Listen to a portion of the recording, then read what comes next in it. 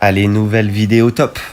Alors il y en a qui vont faire des tops, le top 5 des meilleurs gâteaux à faire pour un anniversaire par exemple. D'autres vont faire le top des meilleures villes de France où vous pouvez vivre également. Chez Atlas, on est plus exotique.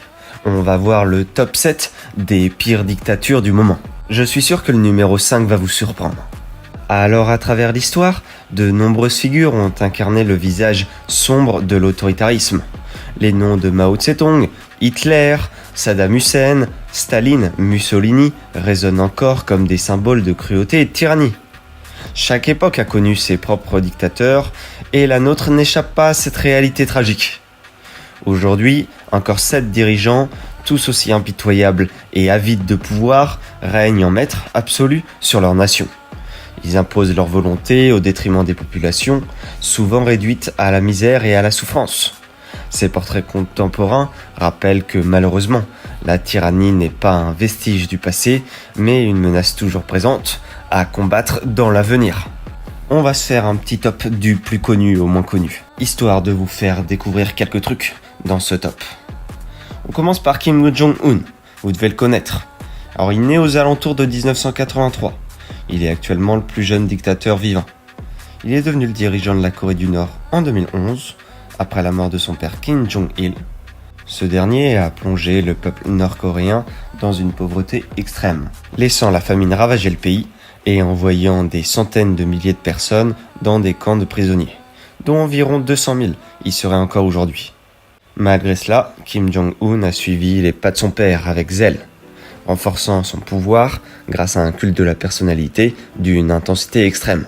Sous son régime, la Corée du Nord est devenue l'État le plus totalitaire et isolationniste du monde.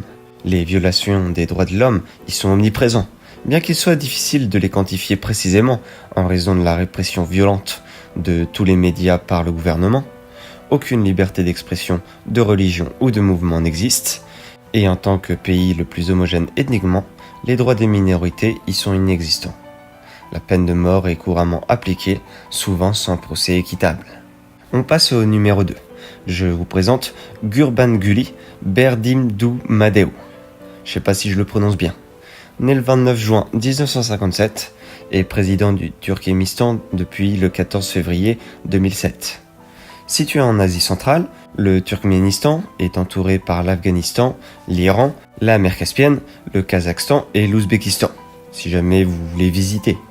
L'homme est un ancien dentiste à la base, mais va succéder à Saparmurat Niyazov, un tyran excentrique connu pour avoir renommé les mois de l'année d'après son propre nom et celui de sa famille. Le mec est très tourné autour de lui-même en gros. Malgré ses extravagances, Berdimuhamedow a choisi de conserver les politiques répressives de son prédécesseur, justifiant cette décision par leur ressemblance physique. Avant de devenir président, il a joué un rôle clé dans la mise en œuvre de la politique de santé imaginée par Niyazov. En 2004, alors qu'il était vice-président, il a supervisé la fermeture des hôpitaux de campagne et la suppression de 15 000 emplois médicaux dans le but de réduire les dépenses budgétaires. Son régime est considéré comme une dictature. La répression des libertés individuelles, le culte de la personnalité et la concentration du pouvoir entre les mains d'un seul homme sont des traits caractéristiques de son gouvernement.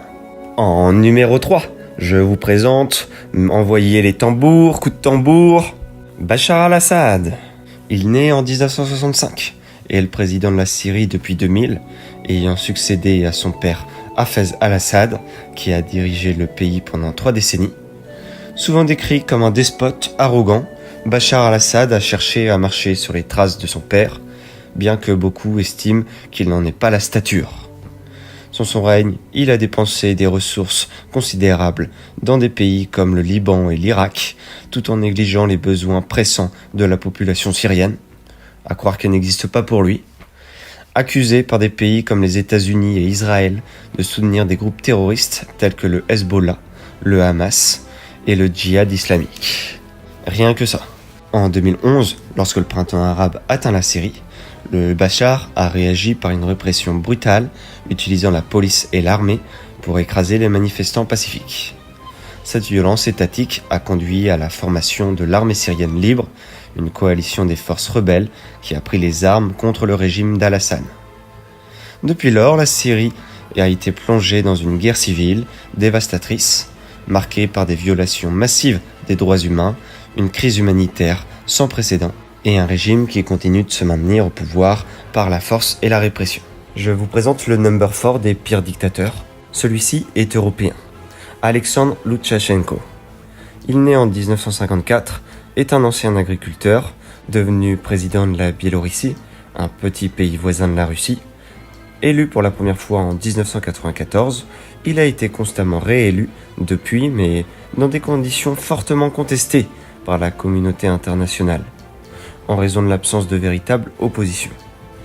En effet, les élections auxquelles il a participé ont été largement critiquées pour leur manque de transparence et d'équité, et l'opposition n'a pratiquement aucun droit de parole. Souvent qualifié de dernier dictateur d'Europe, Loukachenko a continuellement restreint les libertés publiques dans son pays, ce qui lui a valu d'être interdit de séjour dans l'Union européenne ainsi qu'aux États-Unis. Son régime autoritaire est souvent soutenu par la Russie, qui continue de le soutenir malgré les accusations et sanctions des pays occidentaux. À chaque fois, les pays occidentaux et la Russie, c'est pas ça. Ils sont pas trop copains. Loukachenko a exprimé des positions ouvertement pro-nucléaires en faveur de l'Iran, ainsi que des opinions anti-occidentales. Malgré ses prises de position controversées, il se défend affirmant que son pays est une démocratie où chacun a le droit à la liberté d'expression. Cependant, en pratique, cette liberté est sévèrement limitée en toute dissidence et réprimée. Le soutien de la Russie joue un rôle clé dans la survie de son régime, malgré l'isolement croissant de la Biélorussie sur la scène internationale.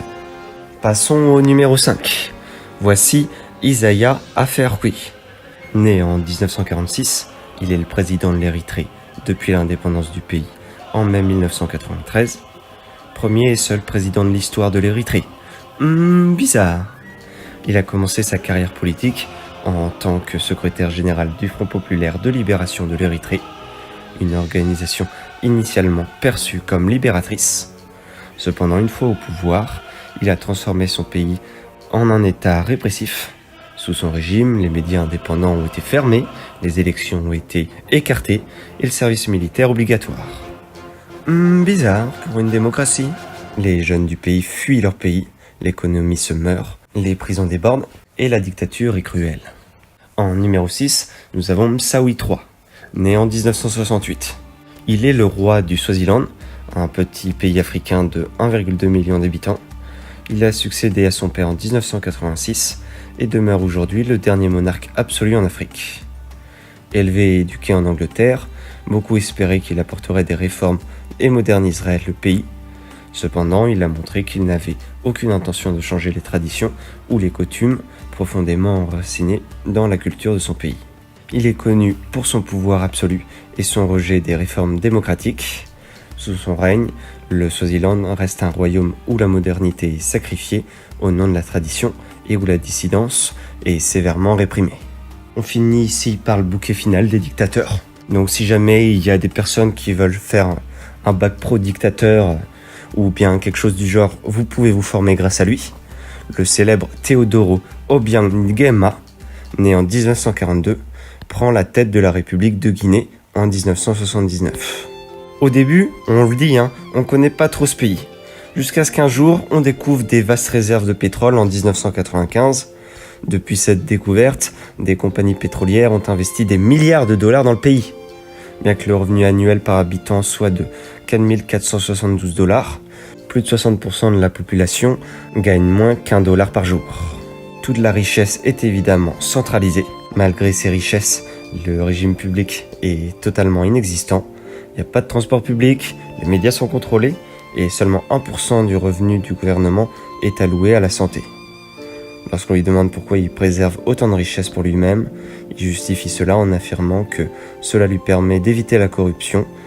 La radio d'État a même déjà annoncé que le président est en contact direct avec Dieu, renforçant ainsi son culte de la personnalité dans ce régime autoritaire. Si vous êtes en contact direct avec Dieu, pensez à aimer, à partager et à commenter. Enfin, même si vous ne l'êtes pas, pensez à me laisser un petit don. Et moi, je vous dis à bientôt pour une nouvelle vidéo.